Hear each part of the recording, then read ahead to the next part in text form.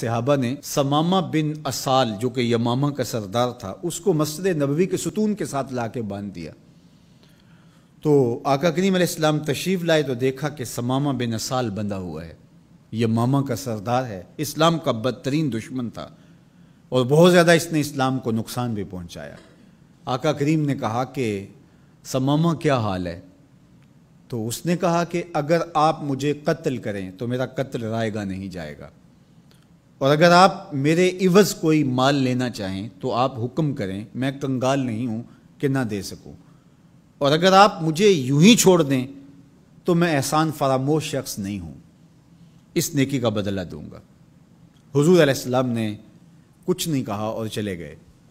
دوسرے دن حضور پھر تشریف لائے اور پھر کہا کہ ثمامہ سنا کیا حال ہے؟ اس نے یہی باتیں دوبارہ کی کہ اگر آپ مجھے یوں ہی چھوڑ دیں تو مجھے احسان فراموش نہیں پائیں گے، خاندانی شخص ہوں، اس کا بدلہ چکاؤں گا، اور اگر آپ میرے عوض کچھ لینا چاہیں تو کوئی کنگال شخص نہیں ہوں کہ کچھ دے نہ سکوں، اور اگر آپ جو ہے وہ مجھے قتل کر دیں تو کوئی معمولی شخص نہیں ہوں کہ میرا قتل یوں ہی بھلا دیا جائے گا، اس کے بدلے میں خون کی ندیاں بہیں گی۔ حضور پھر خاموشی سے گزر گئے۔ تیسرے دن حضور پھر آئے اور کہا ثمامہ کیا حال ہے؟ اس نے پھر وہی باتیں کی کہ اگر آپ مجھے یوں ہی معاف کر دیں تو احسان فراموش نہیں ہوں گا، اور اگر آپ مجھے قتل کر دیں تو میرا قتل رائے گا نہیں جائے گا، اور اگر آپ یوں ہی چھوڑ دیں تو پھر اس کے جواب میں میری طرف سے جو رد عمل ہوگا وہ بھی دیکھنے والا ہوگا۔ تینوں دن یہی بات کہی، لیکن حضور تینوں دن اس کی گفتگو سنتے رہے۔ اچھا موقع ہے، ایک شخص آیا ہے اور بدترین دشمن ہے، اس کی کونسلنگ کی جائے، اس کو سمجھایا جائے، لیکن ساری باتیں باتوں سے نہیں ہوتی، کچھ نگاہوں کے فیصلے بھی ہوتے ہیں۔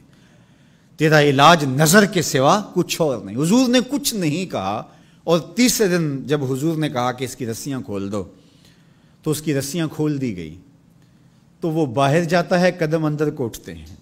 حضور نے تو چھوڑ دیا، لیکن اب وہ جائے تو کہاں جائے؟ پر کاٹ کے میرے کہا صیاد نے مجھ سے، جا تجھے کشمکش دہر سے آزاد کیا۔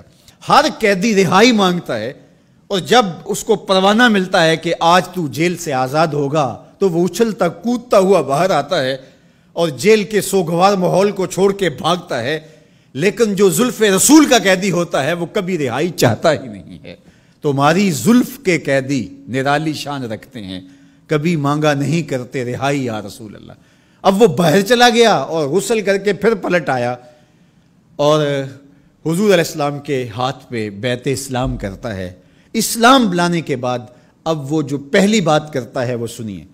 وہ کہتا ہے حضور مجھے سب سے زیادہ اگر کوئی برا دین لگتا تھا تو وہ دین اسلام تھا، لیکن اب میری کیفیت قلب یہ ہے جتنا پیارا دین دین اسلام لگتا ہے کوئی اور دین ہے ہی نہیں، اور جتنے بھی دنیا پہ شہر موجود تھے مجھے شہر مدینہ ان میں سے معاذ اللہ اچھا نہیں لگتا تھا، لیکن اب میری کیفیت یہ ہے جنوں ویکھ کے اکھیاں ٹھر دیاں نے، جنوں ویکھ کے ٹھردا سینہ ہے، ربا تیری ساری خدائی وچوں بس ایک کو شہر مدینہ ہے۔ تیسری بات اس نے حضور کے چہرہ انور کے بارے میں کہی کہ پہلے آپ کے بارے میں میری رائے اچھی نہیں تھی، اور اب آپ کے چہرے کو دیکھتا ہوں تو ٹھنڈ پڑتی ہے، روح کو قرار ملتا ہے، ایسا سونا اور حسین چہرہ مجھے کائنات میں کہیں دکھائی نہیں دیتا۔ مکھ چند بدر شاہ شانی ہے، متھے چمک دی لاٹ نورانی ہے، کالی زلف تے اکھ مستانی ہے، مخمور رکھی ہن مد بھریاں۔ اب اسلام لانے کے بعد جو فوری تبدیلی اس نے محسوس کی اس کو بیان کیا۔ حضور کائنات میں سب سے محبوب چہرہ اگر مجھے نظر آتا ہے تو وہ آپ کا ہے۔ تو ادھر ایمان لایا اور ادھر دل میں یہ تغیر اور یہ تبدیلی پیدا ہوئی۔ تو ایمان کے ساتھ جڑی ہوئی محبت ہے، جب محبت ہوگی تو پھر ایمان ہوگا، اور اگر محبت نہیں ہے تو ایمان کی نفی کر دے گی۔ لا یؤمن احدکم حتی اکون احب الیہ من والدہ و والدہ والناس اجمعین۔ محمد کی محبت دین حق کی شرط اول ہے، اسی میں ہو اگر خامی تو سب کچھ نامکمل ہے۔ تو محبت